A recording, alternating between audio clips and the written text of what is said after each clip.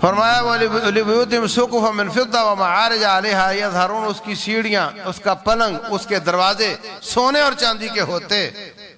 ہم اتنا مال دے دیتے، اور اگر اتنا مال ان کو دے دیتے تو پھر بڑے بڑے لوگوں کا ایمان ڈھیل مل ہو جاتا۔ اس لیے ہم نے ان کو تھوڑا کنٹرول رکھا ہوا ہے۔ اس سے ثابت ہوا کہ غریب کو غریب اللہ نے رکھا، امیر کو امیر اللہ نے بنایا، لیکن غریب کو اتنا غریب نہیں کیا کہ وہ کفر تک چلا جائے، اور امیر کو اتنا امیر نہیں کیا کہ اس کو دیکھ کر دوسرے بھی کافر ہو جائیں۔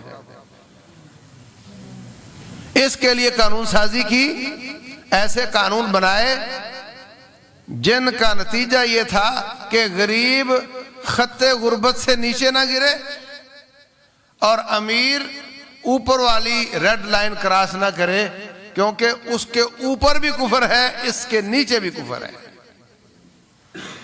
قرآن نے کیا بتایا؟ وَلَوْلَا يَكُونَ النَّاسُ أُمَّةً وَاحِدَةً، آیت آپ کے سامنے دیکھو، اگر ساری دنیا کفر پر جمع ہو جانے کا خطرہ نہ ہوتا تو ہم پیسہ اتنا دیتے کہ ان کے گھر سونے اور چاندی کے ہوتے۔ اور اگلی جو حدیث میں آپ کے سامنے دکھا رہا ہوں، رسول اللہ صلی اللہ علیہ وسلم فرماتے، آپ بھی صبح شام کے اذکار میں یہ پڑھتے ہیں، اللہم انی اعوذ بک من الکفر والفقر، یا اللہ کفر اور فقر سے پناہ مانگتا ہوں۔ ایک صحابی پوچھتے ہیں، اللہ کے رسول علیہ السلام، آپ نے کفر اور فقر کو ایک ہی جملے میں جمع کر دیا ہے، وَيَعْدِلَانِ، کیا یہ برابر ہیں؟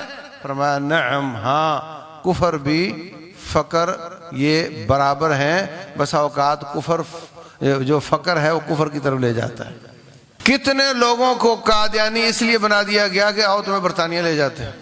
غریب آدمی تھا، پیسہ ملے گا وہاں چلے جاتے ہیں، کافر ہو گیا۔ دلائل کی روشنی میں نہیں ہوا، افریقہ میں، انڈونیشیا میں لاکھوں مسلمانوں کو کافر اس لیے کیا گیا، لقمہ دے کر، میڈیکل دے کر، دنیا کی سہولتیں دے کر، پیسہ دے کر ان کو کافر کیا گیا۔ تو اسلامی معیشت کا بنیادی نقطہ یہ ہے کہ غربت کے خط سے نیچے والا حصہ بھی کفر کی طرف لے جاتا ہے، امیری کے خط سے اوپر والا حصہ بھی کفر کی طرف لے جاتا ہے۔ ان کو اپنے اپنے اوقات میں رکھنا یہ اسلام کی معیشت کا مقصد ہے۔ غریب اتنا غریب نہ ہو کہ وہ اللہ کو بھول جائے، اور امیر اتنا امیر نہ ہو کہ وہ اللہ کو بھول جائے۔ اور سودی معیشت کا بنیادی نقطہ یہ ہے کہ امیر امیر تر ہوتا چلا جائے، غریب غریب تر ہوتا چلا جائے۔ اس وقت بی بی سی کی رپورٹ ہے کہ دنیا میں اگر 100 انسان ہیں اور 100 ہی روپیہ ہے تو 99 روپے 1% لوگوں کے پاس ہے۔ 99% ٹوٹل دولت دنیا کی 1% لوگوں کے پاس ہے، اور 1% دولت 99% لوگوں کے پاس۔ یہ میکسیمائزیشن کہ غریب غریب تر ہو گیا، امیر امیر تر ہو گیا، یہ سود کی وجہ سے ہے۔ اسلام اس کی نفی کرتا ہے۔